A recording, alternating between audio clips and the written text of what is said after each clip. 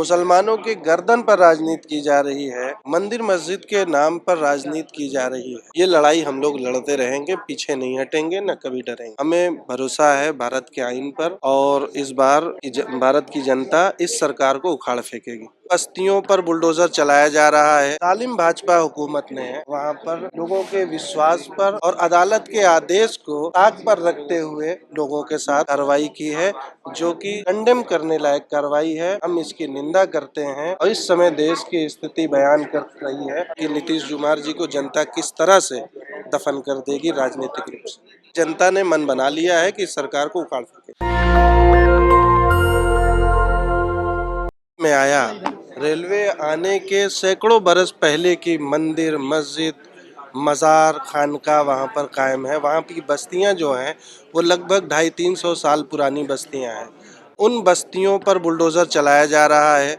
Railway ने गलत तरीके से ज़मीन पर को अपने नाम कराया शासन प्रशासन के साथ, और कोर्ट के जरिए उस पर स्टे मिला हुआ था। कोर्ट ने अभी यथास्थिति बनाए रखने के लिए कहा था, लेकिन उत्तराखंड की आताताई सरकार ने, उत्तराखंड की जालिम भाजपा हुकूमत ने वहाँ पर लोगों के विश्वास पर और अदालत के आदेश को ताक पर रखते हुए लोगों के साथ कार्रवाई की है, जो कि कंडेम करने लायक कार्रवाई है। हम इसकी निंदा करते हैं और इस समय देश की स्थिति बयान कर रही है हल्द्वानी की ये जो कार्रवाई हुई है ये पूरी तरह से गलत है। कोई भी मुस्लिम नेता या कोई भी किसी भी प्रकार का रिएक्शन देखने को नहीं मिल रहा है, कोई आवाज नहीं उठ रही है। नहीं, यही तो दुख की बात है कि मंदिर मस्जिद के नाम पर राजनीति की जा रही है, मुसलमानों के गर्दन पर राजनीति की जा रही है, आवाम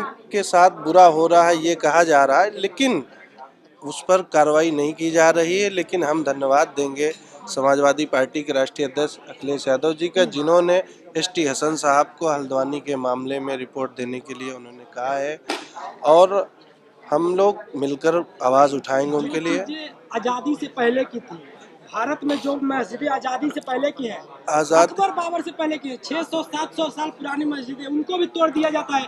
असदुद्दीन ओवैसी एक शब्द नहीं बोलते हैं।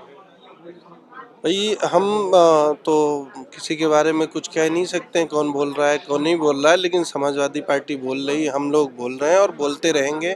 ये लड़ाई हम लोग लड़ते रहेंगे, पीछे नहीं हटेंगे, न कभी डरेंगे। योगी आदित्यनाथ बोल रहे थे कि हमें 3 मस्जिद चाहिए, नहीं तो ज्यादा घाटा हो जाएगा। जिस प्रकार से महाभारत के 5 गांव के बदले युद्ध हुआ। आपको एक बात बता दें, मस्जिद जब कहीं पर कायम होती है तो कयामत तक के लिए मस्जिद ही होती है। ये बात हमारी, हम समझते हैं, काफ़ी है इसके जवाब के लिए। क्या लग रहा है इस बार मतलब लोकसभा चुनाव आने वाला है, पूरे देश में जो मुस्लिमों के साथ हो रहा है, मुस्लिमों के आप वैसे तो SC ST सभी के साथ हो रहा है, विकल्प क्या है मुस्लिम समाज के पास? मुस्लिम समाज के पास का जो विकल्प है वो संविधान ने उन्हें दे रखा है। हमें भरोसा है भारत के आईन पर और इस बार की भारत की जनता इस सरकार को उखाड़ फेंकेगी।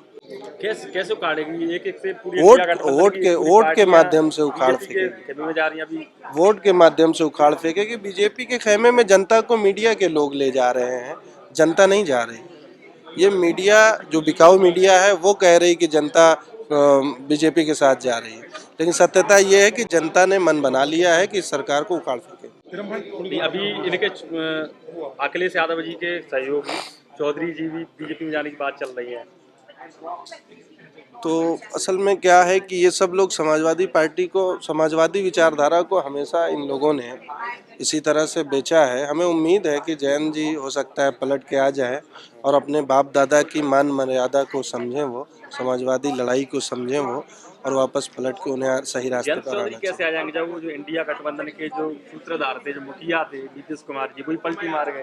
नीतीश कुमार जी तो पलटू राम कहे ही जाते हैं। नीतीश कुमार जी ने जनता को बहुत बड़ा धोखा दिया, और इस बार आप देखिएगा बिहार की जनता नीतीश कुमार को एक भी प्रत्याशी को जीतने नहीं देगी, और बिहार से आप देखिएगा नीतीश कुमार की पार्टी और नीतीश कुमार अपनी राजनीति के अंतिम दौर में है, और बहुत जल्द ये निर्णय आपके सामने आ जाएगा कि नीतीश कुमार जी को जनता किस तरह से दफन कर देगी राजनीतिक रूप से। मुस्लिम समाज का क्या इम्पैक्ट रहेगा राजनीतिक पार्टियों में, मतलब मुस्लिम समाज सेकुलर है और वो देश में भाईचारा चाहता है, अमन चाहता है। वो एकजुट होकर के उसे पता है किस जगह हमें वोट देना है और वोट करें। अपने मुद्दों पे वोट देंगे या केवल मतलब नहीं, नहीं, हम मुद्दों पर और मुस्लिम समाज देता है। वो इन मुद्दों पर सब मुस्लिम समाज वोट दे रहा है कि यहाँ पर सेकुलर हुकूमत कायम हो, समाजवादी हुकूमत कायम हो, जो संविधान को सही से लागू करे, वो हुकूमत कायम हो। हम उसके लिए वोट करते हैं। नेशनल दस्तक की आपसे गुजारिश है कि अगर इसको बचाना चाहते हैं तो नेशनल दस्तक को सब्सक्राइब करने के लिए रेड कलर के सब्सक्राइब बटन को दबाएं, फिर बेल आइकन की घंटी दबाएं। नेशनल दस्तक को बचाने के लिए बहुत जरूरी है कि हर खबर को शेयर करें, लाइक करें, कमेंट जरूर करें।